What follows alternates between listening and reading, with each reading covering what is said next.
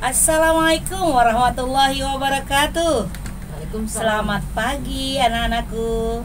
Salam sejahtera Mitra Surada 89,4 FM Pangkal Perjuangan Kabupaten Karawang.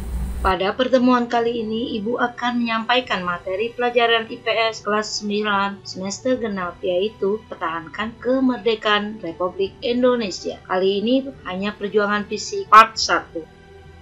Tujuan pembelajaran kita adalah 1. Dapat mengidentifikasi peristiwa heroik apa saja yang dilakukan untuk mempertahankan kemerdekaan Republik Indonesia. 2. Dapat memberikan contoh perjuangan fisik mempertahankan kemerdekaan Republik Indonesia. 3. Dapat memberikan contoh perjuangan diplomasi untuk mempertahankan kemerdekaan Indonesia. Dan yang keempat, dapat menganalisis perbedaan perjuangan fisik dengan perjuangan diplomasi dalam mempertahankan kemerdekaan Republik Indonesia. Baiklah, mari kita bahas satu persatu ya anak-anak. Tercatat dalam sejarah bangsa Indonesia, ada 2 hal yang dilakukan para pejuang kita. Antara lain 1, cara perjuangan fisik, yaitu perjuangan menggunakan senjata. Dan yang kedua, cara diplomasi, yaitu perjuangan melalui perundingan antar tokoh-tokoh negara. Kita mulai yang pertama, perjuangan fisik. Perjuangan fisik yang pertama, insiden Hotel Yamato. Insiden ini adalah peristiwa perobekan bendera Belanda merah putih biru menjadi bendera Indonesia merah dan putih. Insiden Hotel Yamato terjadi pada tanggal 19 September 1945 di Hotel Yamato, Surabaya.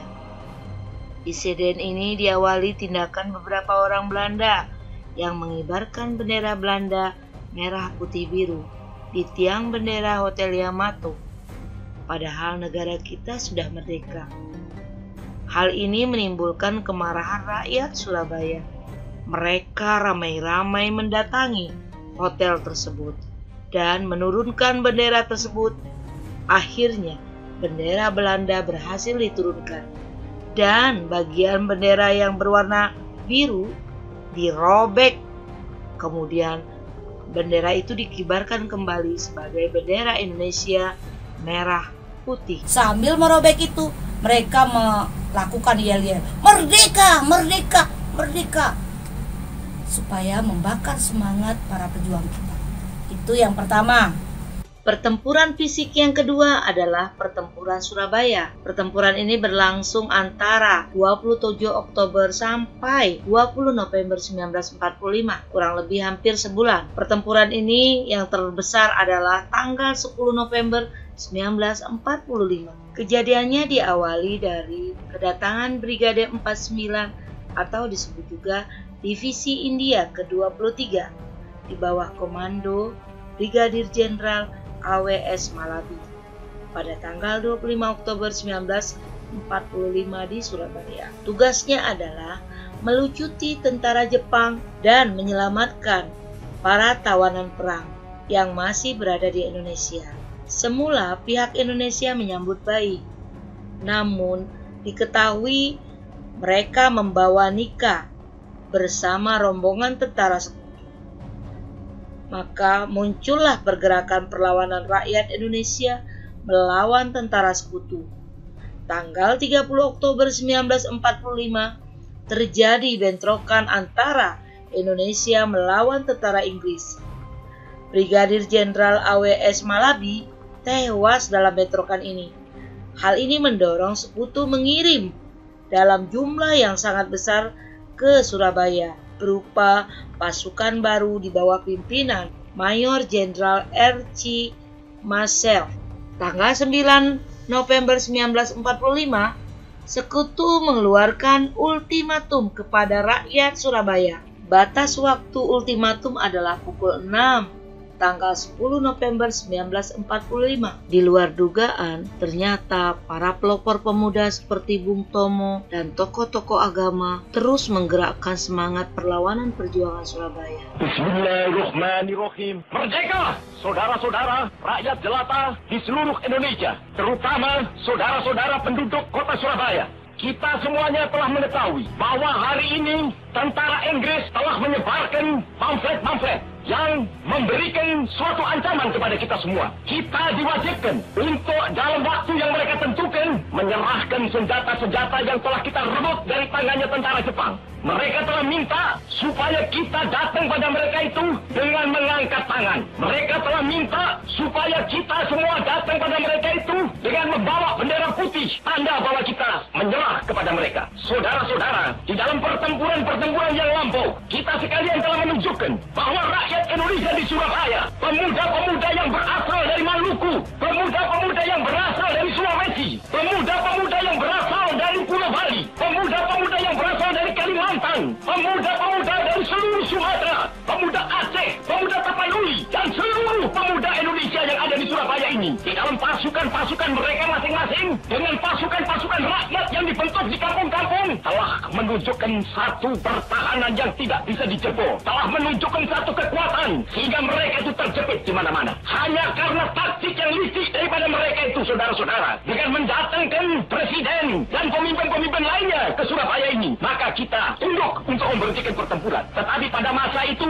mereka telah memperkuat diri, dan setelah kuat, sekarang inilah keadaannya. Saudara-saudara, kita semuanya, kita bangsa Indonesia yang ada di Surabaya ini, akan menerima tantangan tentara Inggris itu. Dan kalau pimpinan tentara Inggris yang ada di Surabaya ingin mendengarkan jawaban rakyat Indonesia, ingin mendengarkan jawaban seluruh pemuda Indonesia yang ada di Surabaya ini, dengarkanlah ini, tentara Inggris, ini jawaban kita, ini jawaban rakyat Surabaya, ini jawaban pemuda Indonesia kepada kau sekalian. Hei, tentara Inggris, kau menghendaki bahwa kita ini akan membawa bendera putih untuk takluk kepadamu. Kau menyuruh kita mengangkat tangan datang kepadamu. Kau menyuruh kita membawa senjata-senjata yang telah kita rampas dari tentara Jepang untuk diserahkan kepadamu. Tuntutan itu, walaupun kita tahu bahwa kau sekalian akan mengancam kita untuk menggempur kita dengan seluruh kekuatan yang ada, tetapi inilah jawaban kita. Selama banteng Indonesia masih mempunyai darah merah yang dapat membuat setarik kain putih, merah dan putih, maka selama itu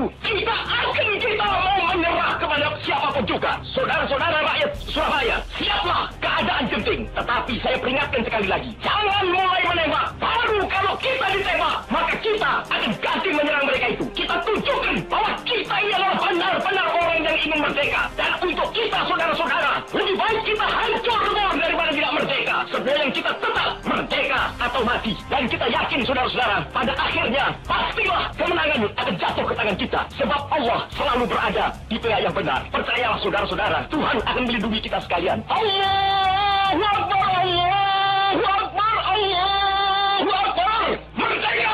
Meskipun akhirnya kota Surabaya berhasil dikuasai tentara sekutu, namun pertempuran Surabaya menjadi simbol nasional atas perlawanan bangsa Indonesia terhadap penjajahan. Untuk mengenang peristiwa heroik di Surabaya, tanggal 10 November diperingati sebagai Hari Pahlawan. Perjuangan fisik yang ketiga adalah pertempuran 5 hari di Semarang.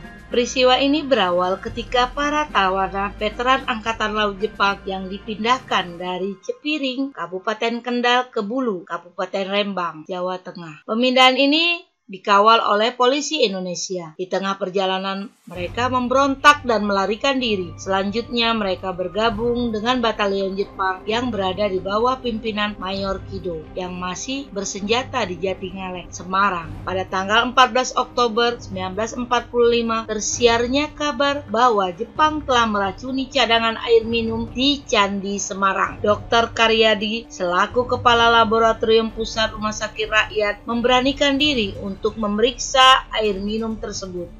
Akan tetapi ketika hendak melakukan pemeriksaan, Jepang menembakinya sehingga ia gugur. Peristiwa ini membuat para pemuda Semarang marah sehingga mereka serempak menyerbu tentara Jepang. Pada tanggal 15 sampai dengan 20 Oktober 1945 terjadi pertempuran antara tentara rakyat atau TKR yang dibantu oleh barisan pemuda dengan tentara Jepang yang persenjataannya lebih lengkap. Pertempuran berakhir setelah terjadi perundingan antara pihak Indonesia yang diwakili oleh Kasman Singodimejo Mr. Sartono dari pihak Jepang yang diwakili Letnan Kolonel Nomura. Perjuangan fisik yang keempat adalah pertempuran Ambarawa.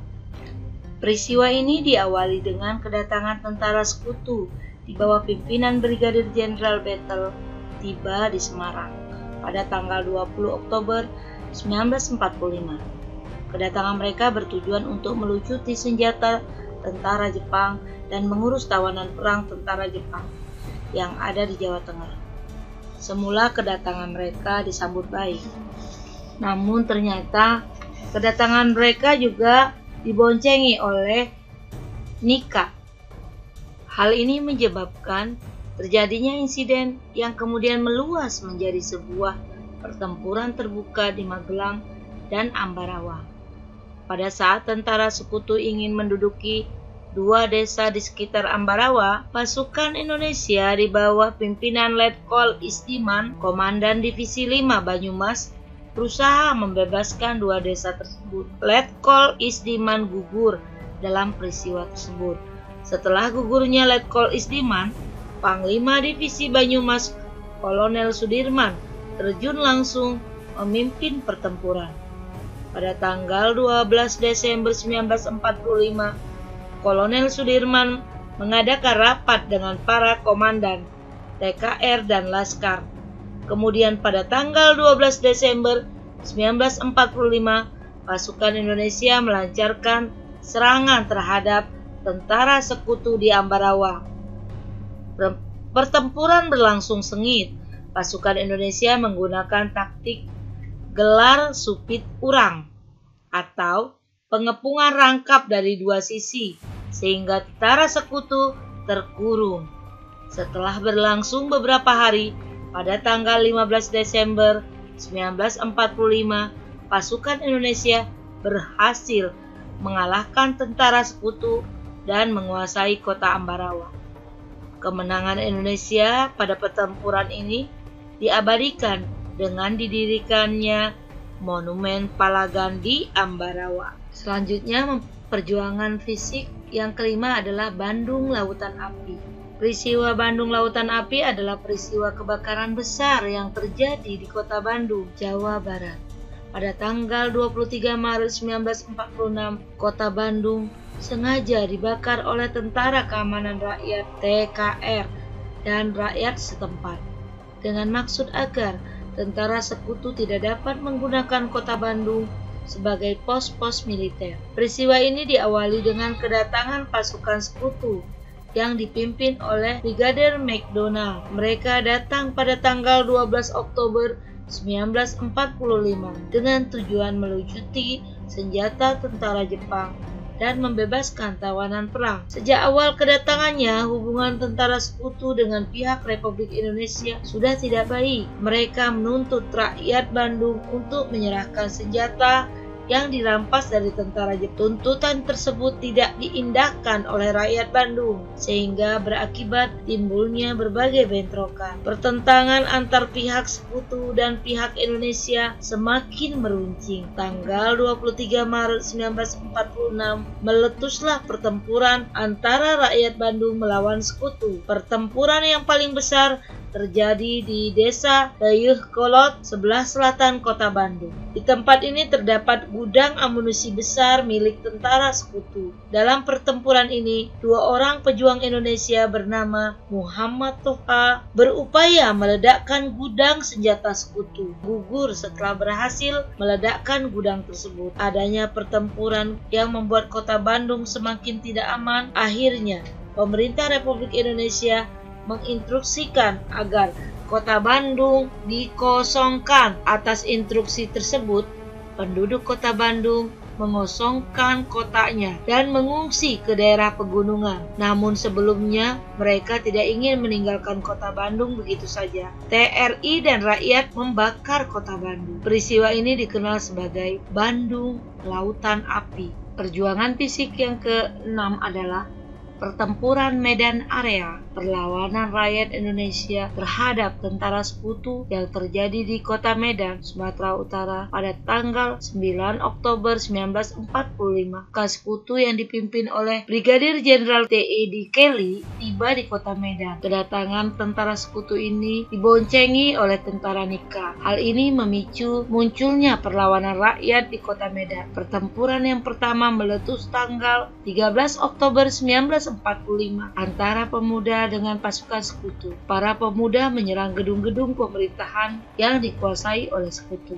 Kemudian menjalar ke beberapa kota lainnya seperti Pematang Siantar dan Brastagi. Karena seringnya terjadi berbagai insiden, tanggal 18 Oktober 1945, sekutu mengeluarkan ultimatum larang rakyat membawa senjata dan semua senjata harus diserahkan kepada sekutu. Pada tanggal 1 Desember 1945, tentara sekutu memasang papan-papan yang bertuliskan Fixed Boundaries Medan Areas di pinggiran kota Medan dengan tujuan untuk menunjukkan daerah kekuasaan mereka. Sejak saat itu, istilah Medan Area menjadi terkenal. Tentara sekutu dan Nika melakukan pengusiran terhadap unsur-unsur Republik Indonesia di kota Medan. Para pemuda melakukan perlawanan terhadap sekutu dan Nika. Akibatnya, kota Medan menjadi tidak aman. Selanjutnya, tanggal 10 Desember 1945, sekutu melancarkan operasi militer secara besar-besaran terhadap para pejuang Indonesia dengan mengikutsertakan pesawat-pesawat tempurnya. Para pejuang membalas serangan tersebut sehingga menimbulkan berbagai bentrokan di seluruh kota dan menelan korban dari dua belah pihak. Perjuangan fisik yang ketujuh adalah pertempuran Puputan Margarana. Peristiwa ini terjadi pada tanggal 20 November 1945. Pertempuran ini diawali dengan kedatangan pasukan Belanda berjumlah sekitar 2.000 tentara, disertai tokoh-tokoh yang bersedia bekerja sama dengan Belanda di Bali. Kedatangan Belanda ke Bali bertujuan untuk membantu pendirian sebuah negara boneka yang diberi nama Negara Indonesia Timur. Belanda kemudian membujuk Letkol I Gusti Ngurah Rai untuk bergabung. Namun bujukan tersebut ditolak. Pada tanggal 18 November 1946, 2 hari sebelumnya, I Gusti Ngurah Rai menyerang kedudukan Belanda di daerah Tabanan, Bali. 1 detasemen polisi lengkap dengan senjatanya berhasil dilumpuhkan. Untuk menghadapi pasukan Ngurah Rai, Belanda mengerahkan seluruh pasukan yang berada di Bali dan Lombok. Dalam pertempuran ini, pasukan Ngurah Rai melakukan puputan atau perang habis-habisan. Mereka bertekad untuk tidak akan mundur sampai titik darah penghabisan. Pertempuran ini berakhir dengan gugurnya Letkol I Gusti Ngurah Rai bersama 96 orang anggota pasukannya. Adapun di pihak Belanda diperkirakan sekitar 400 tentara Belanda tewas dalam pertempuran ini. Untuk mengenang peristiwa ini, didirikanlah Tugu Pahlawan Taman Pujaan Bangsa di daerah bekas medan pertempuran. Perjuangan fisik yang ke-8 adalah serangan umum 1 Maret 1949. Serangan ini dilaksanakan pada tanggal 1 Maret 1949.